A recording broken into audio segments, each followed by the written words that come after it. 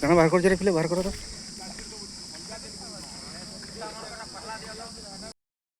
दर्शक बंधु दृश्य को देखंतु ये हेउछि गुटिए रिफाइन तेल बुझे टैंकर उलटी पड़िबा परर दृश्य।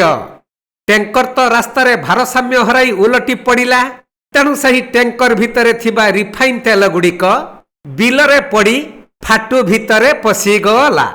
यह देखि सेठाकार स्थानीय लोक माने किपरि मागणारे रिफाइन तेल नहीं जिबे सेथिपाई कले कसरत।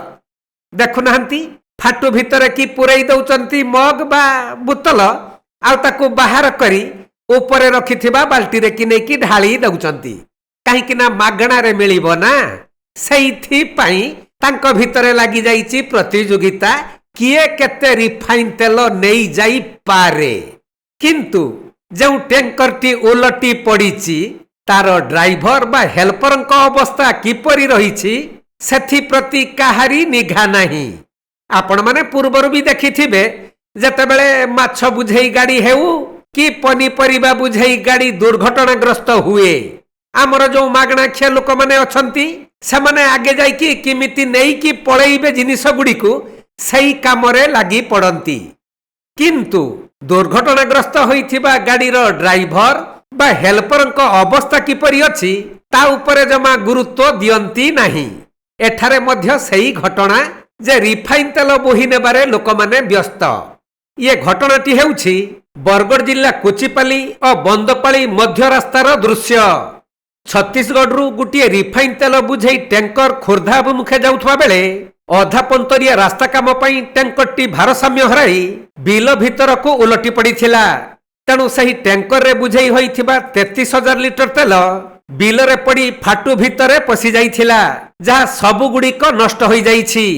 हेले एपरी घटना घटिबा परे सही बिल फाटू भितरे पसी जाइथिबा रिफाइन तेल को नेबा पई लोक माने आरंभ करि देइथिले कसरत। फाटू भितरु मग रे तेल काढी बाल्टी रे पुराई जे जा घर को नहीं जाउथबार दृश्य देखिबा को मिलिथिला।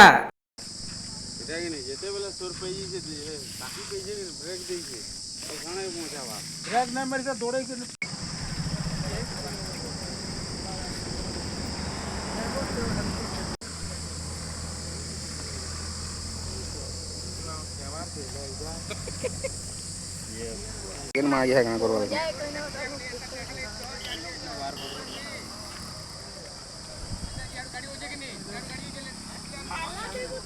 बाहर कर ए पचरामा जी।